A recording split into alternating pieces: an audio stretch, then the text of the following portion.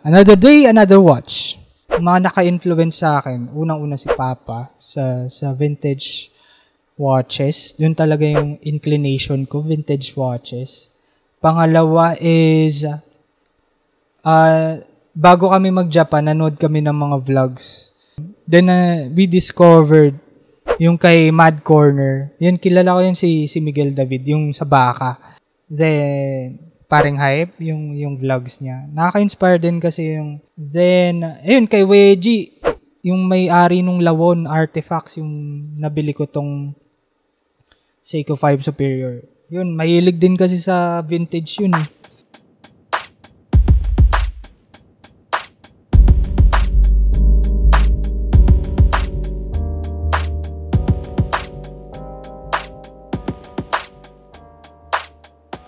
Hi, I'm Alan and welcome to Dinato Drawing Podcast, episode 72. Another watch, another day. So today, syempre alam nyo na kung ano yung pag-uusapan natin, di ba? Nagre-record ba ako? Ayan. Kala ko. Yun, kagaling ko lang sa interview. And right after that, podcast, di ba? Ganda. Magiging ano lang siya. Casual podcast and flex lang ng mga collection. De joke lang. Di ba, parang ano lang, pag-usapan natin on why I love collecting watches and why I love watches. So, yun, simulan natin. Ito, ano lang to, chill episode. So, habang nagugas kayo ng pinggan, ano pa ba, naglilinis. Yun, maulan ngayon, 'di ba? Grabe. Maganda makinig ng podcast. So, yan. Joke lang. Niflinex agad eh, no? Bakit nga ba parang papansinin nyo sa lalaki, ang magiging parang statement piece lang nila, usually sa fashion, parang luho, kumbaga, lalo na pag isusuot, is usually it's either sapatos or relo. So, relo. Ganyan. Yun lang talaga eh, di ba? Parang yun yung mga napapansin mo. Unless nando ka sa high-end setting, yung cufflinks yung dito sa wrist, yung sa ano. And yun na talaga. Parang suit. Pinapansin ba yun masyado? Siguro on some, pero ang mas napapansin is ito, yung relo. So, yung mga nagiging talking piece talaga, relo, di ba? And for today, yun nga, pag-uusapan natin yung mga relo. Kasi one thing that I was fascinated in watches, on how they are made, on how they are designed. And parang nagsusuot ka ng little machinery, mechanical machinery. Somewhat historical piece yung suot mo and somewhat may artistry and craft kung paano siya ginawa. That's why I love watches, because I love history. I love art. So, nandun yung craft, yung watchmaking, yung craft. And somewhat science. Kasi somehow, mag-work yung watch, dapat magaling ka sa mechanical stuff. Sa gear, sa machine, sa movement. Ayun. Sige, simulan natin. Ito yung first ever watch na talagang sabi ko, ito parang seryoso na ako mag-collecta talaga. And ito yung feeling ko, masasabi ko talagang original. Kasi yung mga na-watch ko lang talaga, tigo 1K, tapos digital watch, smartwatch, tsaka parang, dati hindi ko talaga siya tinitignan as, parang, hindi ko naman trip yun yung mga ganyan yung mga bracelet, yung mga Rolex, hindi ko naman trip yun dati. Pero, once you age, tapos siguro, 30s na tayo, parang ganun. Nag-iiba talaga no? Pero, dati talaga, mahilig na ako. So, meron akong nabili dati sa Shopee. Gusto ko kasi kakaiba yung itsura talaga. Pagka nahanap ko yun, pakita ko. Parang steampunk na relo yun eh. Ay, shit! Hindi ko nakuha sa taas yung talagang pinakamahal na watch. Yun talaga. Yun yung nabili ko sa Japan. One of a kind. Pakita ko yun siguro after edit dito sa podcast. Or, isingit ko dito. Siguro sa part na to. Tas, edit out ko na lang ulit. Tas, tuloy ko na lang, di ba? Yan. Tas, ito, sinisingit ko na yung part na yan.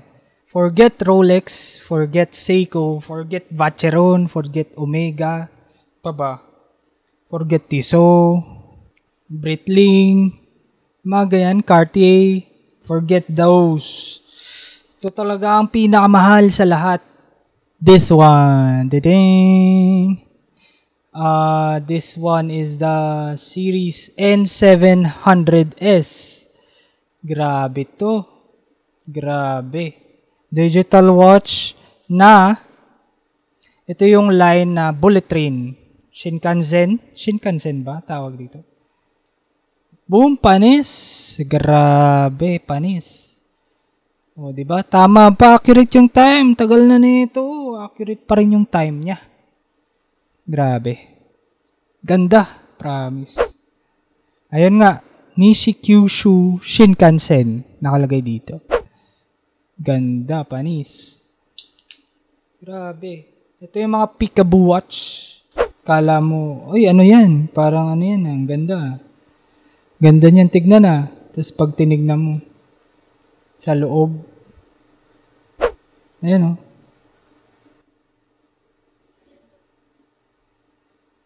Ganda yan ah. Tapos titignan mo, uy, watch pala siya. Watch pala siya. De, pero, di ba? Ganda, panis kayo dyan. The Shinkansen Train Watch. Grabe, limited edition lang. Rare yan, rare. Pag naubos kasi sa gachapon, hindi na sila gawa-gawa eh. Pero, galing, di ba? Benta ko ba to? Shinkansen. Tingnan ko nga sa ano, may listing.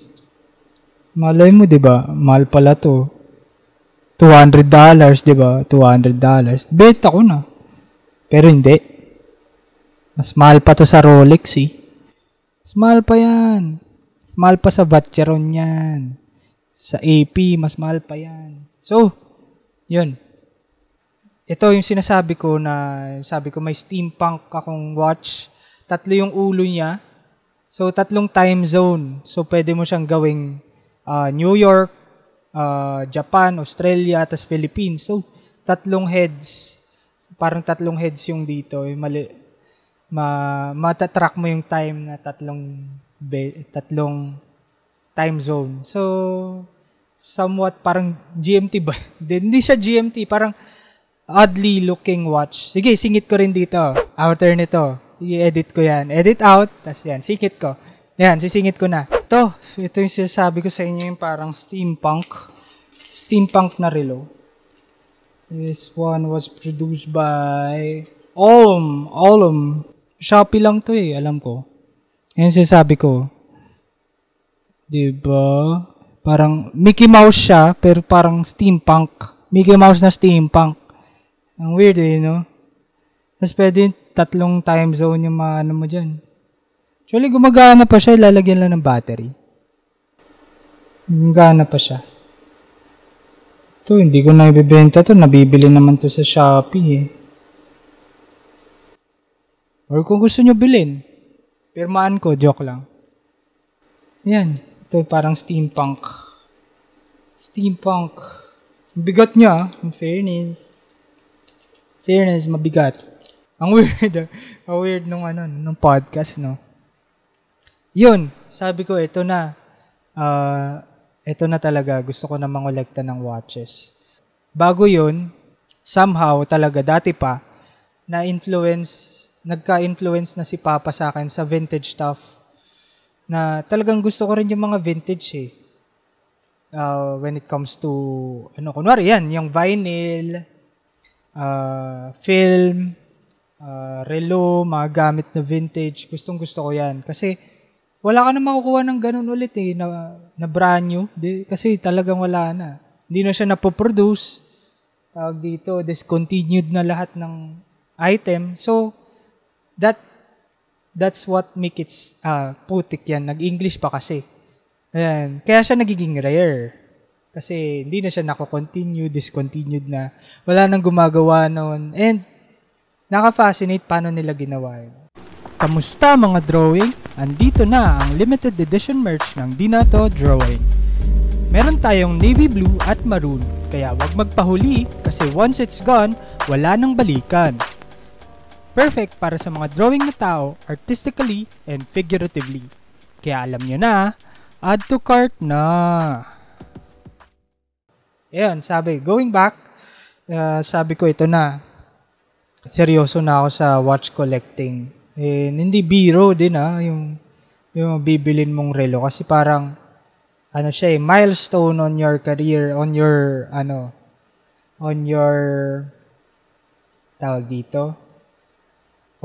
life na, uy, nandito na pala ako, ganun. Uy, nandiyan na pala ako. Uy, nandiyan ka na pala.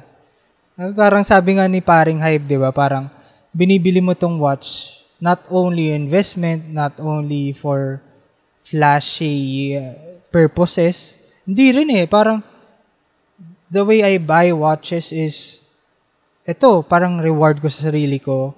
And milestone talaga na, andito na pala ako. So, nandito na ako sa buhay ko na, kaya ko pala. Ganun siya. So, this one, I bought the Seiko 5. Hindi siya ganun ka-luxurious na, entry level na Seiko. Pero, panlaban, ganun. Nabili ko siya kay Wedgie. Meron siyang shop, yung Lawon Artifacts. Check nyo yun. Mga vintage stuff. Pero, ang ganda. Curated siya. And, magaganda yung mga pyesa na dyan. Huwag nyo kukunin yung isang watch doon. Gusto ko yun. Naka-marka na sa akin yun Hindi, joke lang. Ayun. Seiko 5 Superior Sports. Automatic. First time ko nagkaroon ng legit na automatic watch. Meron kasi sa akin binigay si tatay, yung lolo ko. Gold watch siya. Automatic. Pero tumitigil na siya Siguro kailangan na lang ng konting linis yun. Pero ito talaga yung first ever na talaga ako yung bumili. This is vintage na rin. And, ayan siya. Mag-macro shot ba ako ng mga shot? Pasok, ganun. Macro shot nung Superior, Seiko 5 Superior. Ang maganda dito, sapphire glass.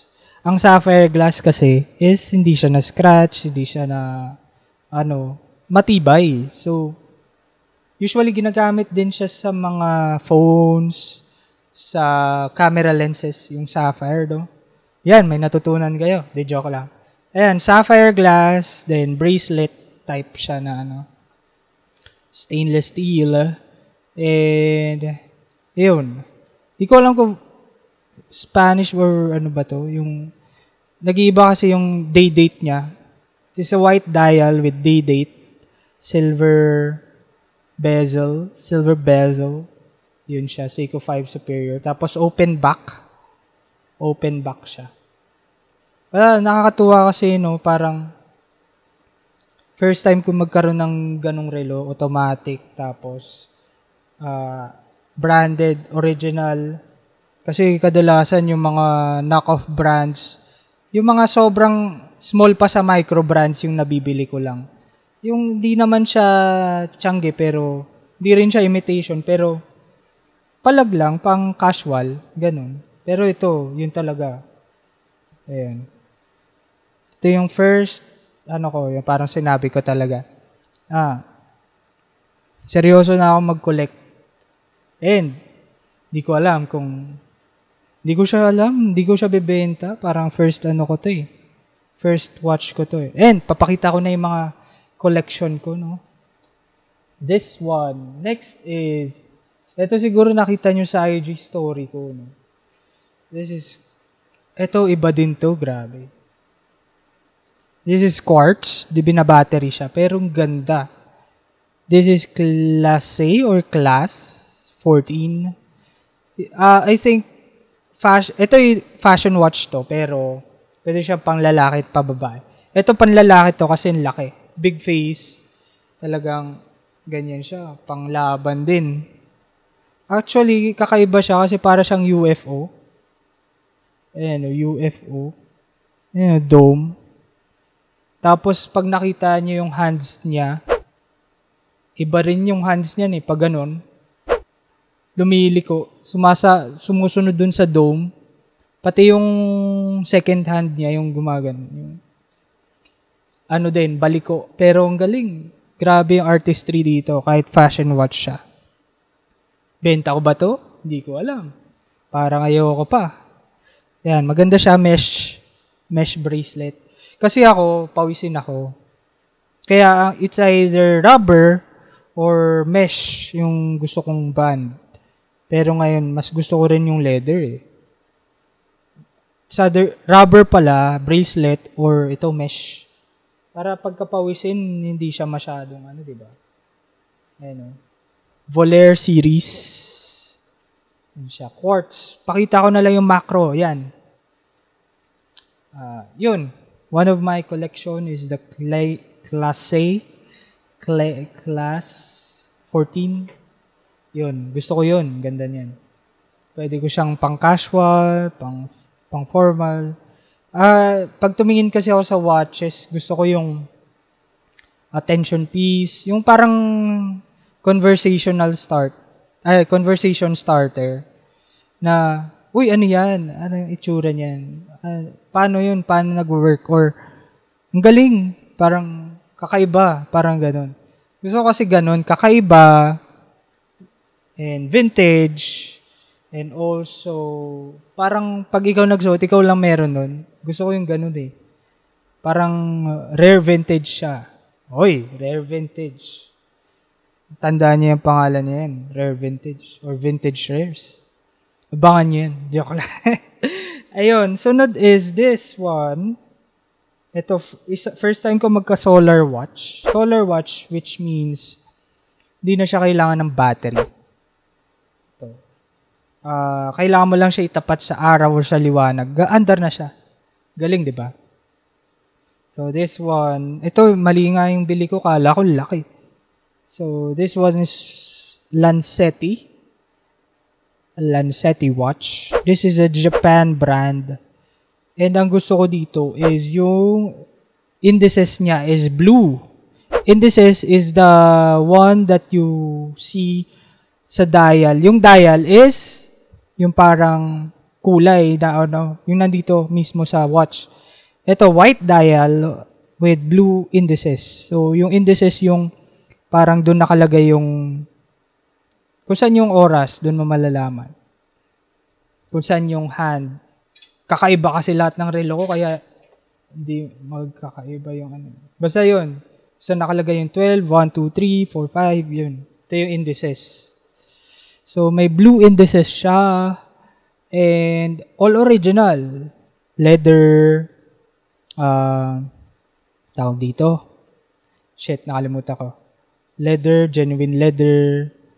Lahat, original. Sobrang sariwa niya talaga. Sobrang mint condition. So, Lancetti.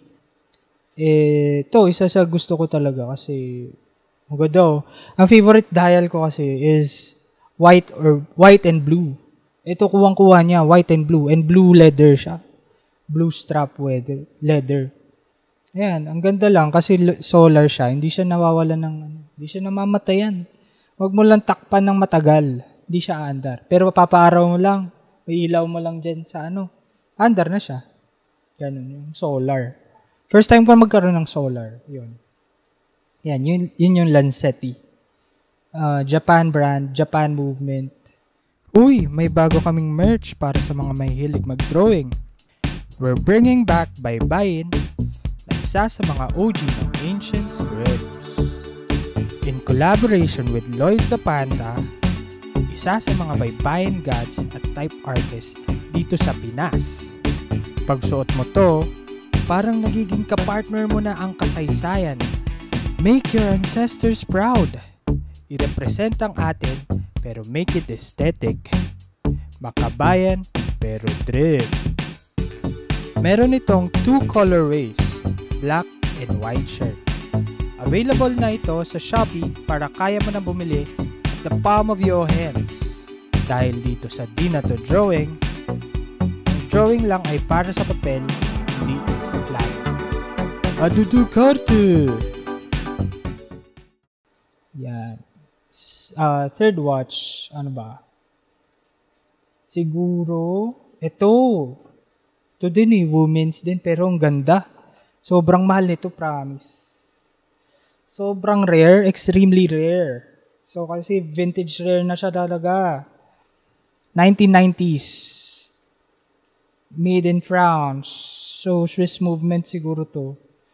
Hindi ko pa na-research masyado, pero parang Swiss kasi everything ng, diba, sa European Swiss yung This one, the Pierre Lanier. I-macro ko ulit, no? Ganun. Pakita ko.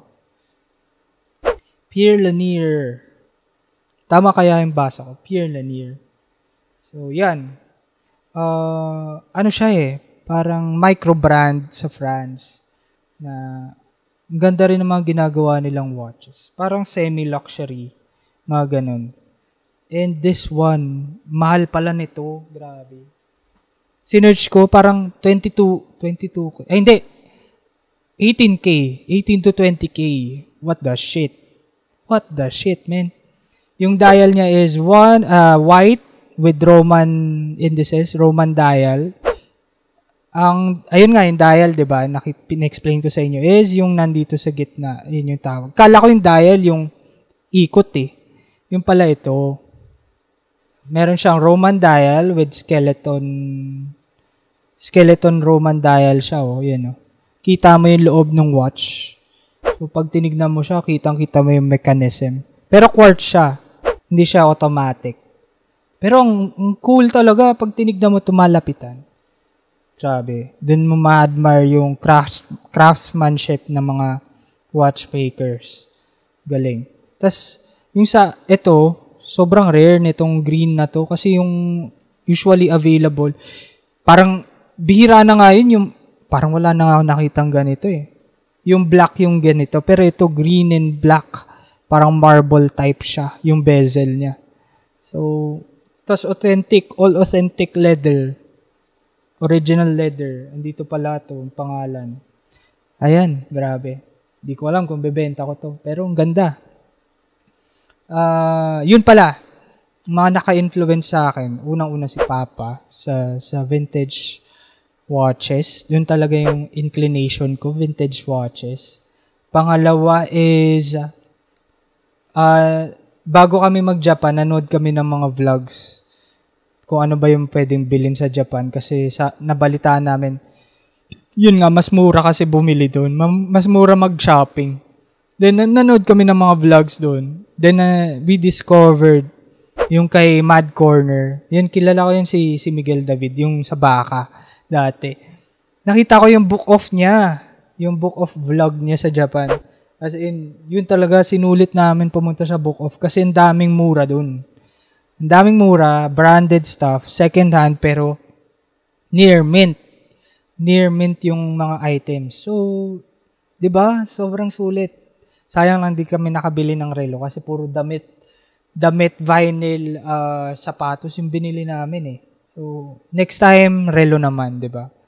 Ayun, kay Mad Corner, then paring hype yung vlogs niya. Nakaka-inspire din kasi yung the way he explained, the way he informs people kung paano nagiging mahal, ano yung components ng watches, how to negotiate, yung mga ganun. Pag pumasok ka sa, 'di ba, sa selling of watches, doon matututo ka rin. Then, ayun, kay Weji, yung may-ari nung Lawon Artifacts, yung nabili ko tong Seiko 5 Superior. Yun, mahilig din kasi sa vintage yun Naging guest natin siya yung naging guest natin about film. And sa Aniv pod natin, kasama si Derek, nandun din siya. Yun, mahilig din kasi sa vintage and talagang kuwang-kuwa talaga yung market sa akin na gusto ko rin yung vintage. Ayan, dun ako na influence sa mga watches, lalo sa vintage. Sunod is ito, Seiko Presage. Ganda din nito. Ito, baka hindi ko alam kung bibenta ko to. Ang ganda nito eh. Vintage na to eh. Yung mga binibili ko kasi talaga, ito yung parang ayoko ibenta eh. Parang koleksyon ko to eh. Seiko Presage. Ganda. White dial with blue and gold indices na may date sa baba. Hindi nyo kita, pero imamakro ko na lang din para makita nyo. Original din yung niya, bracelet niya eh. Kasi meron dito iba, two-tone. Ang mahirap lang kasi sa two-tone, yung gold dito, kumukupas yan or pagka nabubura ako. Kaya minsan gusto ko talaga yung clear lang. Or talagang if gusto mo i-preserve, magaling ka mag-ingat sa lalo pagka gold tone yung mga two-tone. Ito hindi naman, subtle lang. Pero ang ganda, gold yung presage niya. Ito is, I think, quartz. Quartz to eh. Quartz to. And anti-magnetic. Ang nagturo sa akin bakit anti-magnetic si Wedgie eh. Sabi niya, pag anti-magnetic, para daw sa mga scientist dati. Kaya siya ginawang anti-magnetic. Kasi 'di ba pag nasa lab ka daw, baka yung watch mo or what, may mga magnetism involved. Yun. Siguro yun. Pero sa search ko ulit, wag niyo ako i-code doon. Baka sabihin niyo ako nagsabi, mali pala Si Wedgie pala si Sinyo. Joke lang. Siya nagsabi sa akin eh. Ikaw ba ay tinutopak? Tug-tupak, tug-tug-tupak. O nagtatantrums? Tara, at pag-usapan natin ng inis, Hate, senti, trauma. at baka kahit papano, kami ay makatulong sa'yo. Kung ikaw ay may topak o tantrums or both, welcome ka. Join us. I'm Kian. And I'm Geraldine. As we talk about topics that will surely give you topak and tantrums. Lagi niyong tatandaan, topak is human, to forgive is divine. That said, Tantrums responsibly. Listen and follow us on Spotify. Bye! Sunod is this. Marami akong heads dyan, kaso wala pang strap eh. Next vlog na lang. Next vlog, podcast to eh. So, sunod is this, Dakota. I think this is a diver's watch na semi-diver's. 330 feet eh. Ilang buildings yun. Di mo naman na kailangan yun eh. Hindi naman ako nagda-dive ng ganong kalalim eh. And Dakota is Japan brand. And sobrang ganda pala nito. Ewan ko. Andito pa yung box niya, pati yung sleeve niya. Andiyan pa yung instruction. Ang maganda dito is black and gold dial with nakita ba yung yung ilaw ba siya? May ilaw to eh. Kaya pag nasa ilalim ka ng tubig, pwede ito eh. Bobo ko ganyan ba? Ayan. Imamakro ko na lang. Ayan may ilaw yan. Kaya ang galing. Sobrang kinis pa nito. Ay, nako. Hindi ko alam. Try nga natin yung suot. Baka kasi hindi tumagal to eh. Mabili agad eh. Oy, bibenta ba ako? Ganda eh. Suot ko nga. This is... Yung Seiko Presage kasi papabawas ko pa yun ng links. Ayun pala, yung links is yung parang ito. Yung links. Kasi sobrang haba nito eh. Ayan sobrang haba nito sa akin, luwang eh. Pero kaya. Papabawas lang ako. So, next time, masusuot ko na siya. Ayan Ganda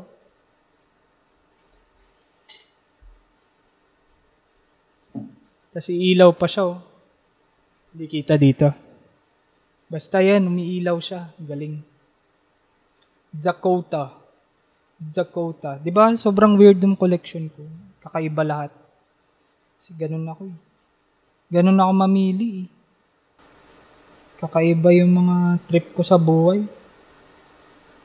Parang ayoko yung parang lagi ako may katulad. Hindi naman sa pero yun. And talagang, siguro yun yung personality ko na magkaroon ng whenever I wear something, gusto ko talaga exceptional piece. Exceptional. Yan yung Dakota. Ito muna, bago yung mga gusto ko talagang watch eh. Ayoko nga talaga ipamigay yun eh. Ayoko, yun eh.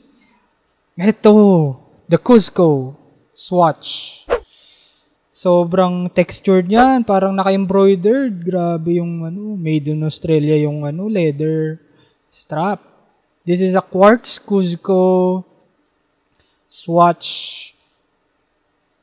Ang trivia lang sa Swatch is Swatch stands for second watch. So, ang aim ng Swatch nun dati is, kasi di ba in the watch industry, parang mas sought after yung mga luxury brands, Rolex, yung mga ganun, Lorex, Vacheron, Omega, lahat ng mga talagang bigating watches. Yun yung musbong nun. Pero in the year 1990s and 2000s, early 2000s, yung ginawang move ng Swatch na para talagang bumenta is to have a brand that is affordable. Siyempre, gusto mo magkaroon ng watch pero gusto mo rin statement piece. So, ang ginawa ng Swatch, kung iba-ibang design. Ang ganda. Kaya nga ito yung mga vintage rares ng Swatch na talagang sought after. Bilang lang, tas di mo na alam kung saan makakakuha nito. Kaya, hindi ko nga alam eh. Yung mga ganito eh. Parang ayoko talaga ibigay eh. Ito parang Aztec siya. Aztec, tas nagre-reflect ko. Ooh, grabe.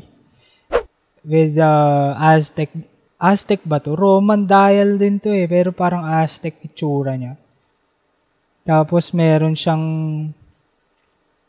tawag dito. Reflective green something. Tapos may pink. Green and pink ba to? Parang ganun eh. Yan, ganda nito. Working. Second is grabe to. In-story ko to. Grabe, ang ganda. Hindi ko sure kung ibebenta ko to, pero ang ganda nito eh. This is the Find the Code. Find the Code Swatch. Grabe. Very rare. Actually, ito very rare. Ito very rare. Extremely rare. Ito very rare din. Kahit itong Seiko 5 Superior, wala na akong makita sa iba. Mahal na yung benta dyan. So, ito, Find the Code. Grabe. Red and black strap. Tapos, grabe yung effort niyan. Mga nakasulat dyan, oh. Kahit itong, niya, may nakasulat. All original. Ang ganda. Pati ito yung gusto ko eh. Nandito, oh. Kakaiba. Yung kakaiba talaga. Parang Zodiac something, Yung tribal. Ito yung Find the Code. Very rare. Hindi ko alam kung papakawalan ko to, pero very rare. Ganda. Sobrang, suot nga natin, baka di na natin masuot eh. Kaso parang ayoko ibenta eh. Mga ganito kasi dapat kinokolekt na lang, hindi na pinapalabas to eh. Ayan oh. Ganda oh, tas kunwari nasa art exhibit ka or nasa art event ko. Uy, ang ganda ng watch mo. Ano yan? Grabe, di ba? Pero ang ganda, di ba? Ay, grabe. Ay, nako. Mga ganito, dapat talaga kinokolekt na lang talaga. Ito yung mga tinatawag nga sabi ni Lloyd na ayun, dapat meron kang key pieces sa collection mo. Kasi 30 years old na tayo, dapat meron tayong collection eh. Dapat meron na tayong roster ng watches. Yung dress watch, formal event, sport event, swimming, pwede rin, swimming. Tsaka kung ano naman, di ba? Diba? Ang ganda nito. Grabe. Gusto ko gawa ng reels to kada watch. Tapos, explain ko lang kung ano yung saan yung origin nila. Pero ang hirap pag vintage kasi little less information na talaga. Hindi mo na malalaman mo lang yung manufacturer. Pero yung model, parang hirap na hanapin. Kumbaga, ano yung tungkol saan yung model. Kasi, di naman uso internet dati, di ba? Bahala ka maghanap ng history mo. Kamusta mga drawing? Alam nyo bang hindi pa natatapos yung bangkingan? Dahil andito na ang isa sa pinakamalupit na merch na pwede nyong masuot. Kasama natin ang Debalaker na isang international motorcycle group na against sa mga kamote riders. Si Joshua Malaki na sobrang solid na artist ang gumawa ng design para sa shirt. Napakaangas pagsuot mo ito sa ride. Meron itong off-white colorway para aesthetic din tayo. Limited edition lang to at available na ito sa Shopee. Dahil dito sa Di Na To Drawing, ang drawing lang ay para sa papel, hindi sa taplano.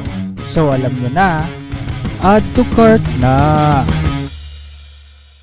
Ito yung last, may mga papakita akong heads sa inyo na maganda. Ito talaga grabe. Ito talaga yung pinaka-ayoko ibenta. Ibebenta ko ba?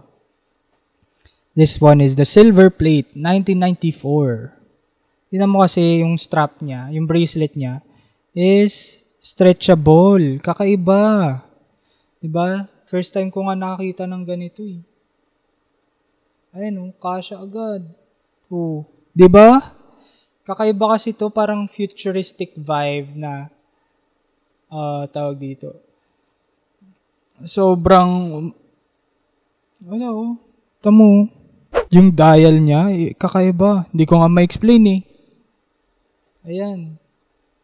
Pero hindi ko pa siya napapayos. Papayos ko pa to eh. Kasi may sira yata yung sa battery niya. Sana maayos pa kasi ang ganda nito ma-restore. Bira na makakuha nito eh. Wala na makukuha ang ganito. Tingnan mo, stretchable po. Oh. Galing. Saan ka makakita niyan? Swatch din may gawa nito. Yung Swatch brand siguro nagre-resonate talaga sa pagiging artist ko. Kasi kada ginawa nilang vintage watch, vintage swatch, kakaiba yung design, kakaiba yung gumawa, kakaiba yung mechanism, kakaiba lahat. Tingnan mo. Oh, short. Di pa nga napapayos. Yan, di ba? Tingnan mo naman. Iba-ibang personality siya. Oh, di ba? Iba-ibang personality siya. Puro vintage rares na to. Uy, tandaan niyo yung pangalan, yung vintage rares na yan, ah. Yan yung mga, Tapos may mga head ako dito na bala ko ipaayos. Lagyan ko rin ng strap. Ito kay Papa, ngayon lang namin nakita ulit. This one is siguro 1950s, 40s, 60s, or siguro ganun. Royce watch, self-winding. Maririnig mo nga yung tick eh. Tick, tick, tick, tick, mga ganun. Royce watch, grabe. Tatanggalin mo lang yung glass niyan, papalinis mo. Ang ganda pa nung dial, patina. Yung patina, yung parang nag-age na yung nandun sa loob. Diba? Ang ganda niyan. History na to eh. Yan, Pero ito not for sale kay Papa to. I-restore ko lang. Ganda din. Magkano kaya pa-restore na ito? No? Pero yan, ganda niyan. Royce. Isa pa sa gusto ko, yung isang self-winding ko pa. Meron pa ako isang self-winding dito. Na pag nalagyan ko ng strap, grabe. Grabe talaga. Ito, hindi ko sure kung ibebenta ko talaga to kasi gustong gusto ko to eh. Zilaco self-winding watch. Sobrang bira ka na makakita ng ganito. Ayun na, iwa-wind mo siya. Then, yun, gumagana na ulit. Kita ba yan? Ayun, Laco. Di kasi macro ton sa MacBook. Laco brand. Swiss made. Ganda. Grabe, kita-kita mo yung panahon dito eh.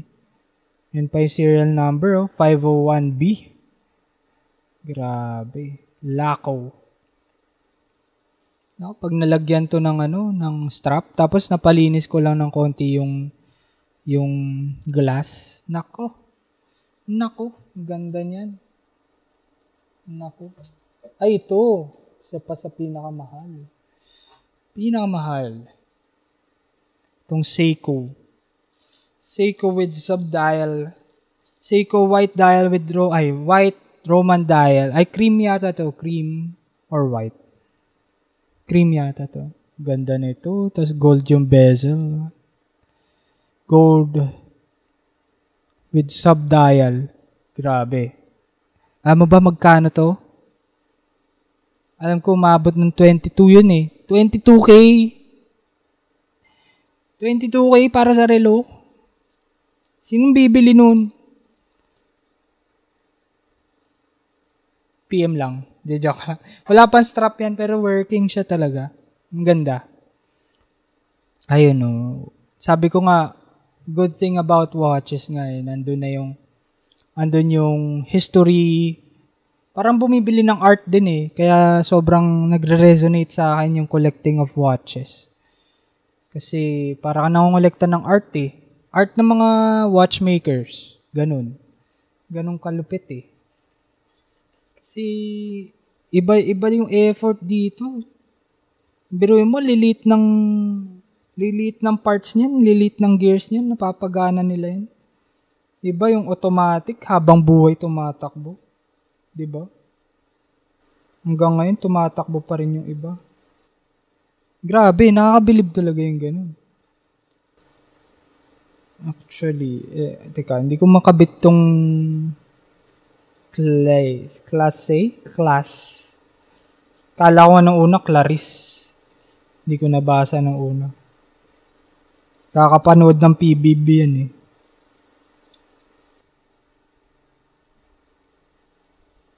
Ganda, di ba? Pwede siyang dress watch. Pwede mong pang silaw. Ting ting, ganun din. Weird. Pero ang weird kasi nito parang UFO, yung suot mo.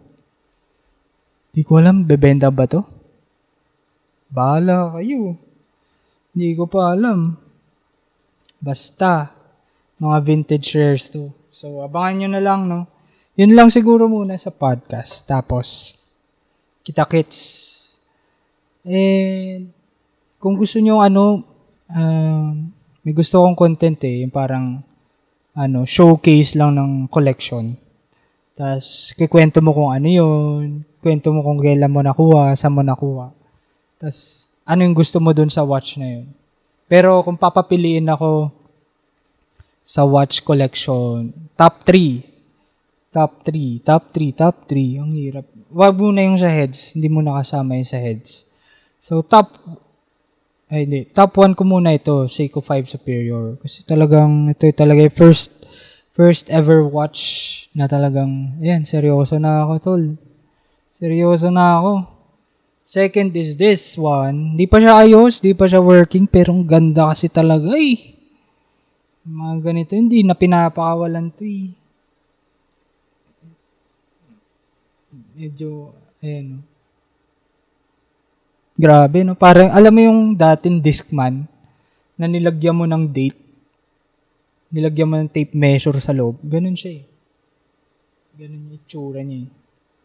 Third, top 3. Yung Lanceti kasi, kung men's watch lang to, ito talaga. Kasi gusto ko talaga yung white and blue dial. Pero, hindi siya men's watch eh. Third, it's either yung Presage. Kasi white and gold blue dial siya. Or, yung Find the Code. Kasi gusto ko kasi kakaiba talaga. Vintage na siya, rare pa siya. Kakaiba pa siya. Yung presage kasi, ang dami ko nakikita pa niyan eh. Pero iba-iba yung variation. Ito, kakaiba yung variation. Ito, wala na akong makitang ganito. One of a kind talaga. Yeah, ito. Top 3, 2 Swatch, tsaka isang Seiko. Ito. And more to come. Joke lang, wala na akong pera pag ganun. Panay bili na lang, di ba? Kayo naman bumili para fair tayo. Ayun, siguro yun lang, no? For more exclusive updates, feel free to follow Di Na To Drawing Podcast on Facebook, Twitter, Instagram, YouTube, Spotify, Playback, and Shopee. May Shopee kami. May merch kami. Bumili kayo ng merch para makabili ako ng relo. Di joke lang. Para magkaroon tayo ulit ng makakakolab na artist. So, ayan. Yun lang, no? Ano pa ba? Follow Spotify, Shopee. Ano pa ba yung isa? Wala na, di ba? Yun lang. Nasabi ko na Instagram. Yun na. Yun. Abangan nyo na lang yung mga lalabas pa na episodes. Abangan nyo na lang din yung mga vintage rares natin. Kung ibebenta ko ba, di ba? Pero dapat bumili kayo kasi wala na akong pambili. Yun lang yun. De joke lang. Ayan. So, dahil dito sa Di Na To Drawing, ang drawing lang ay para sa papel, hindi sa plano. Another day, another watch.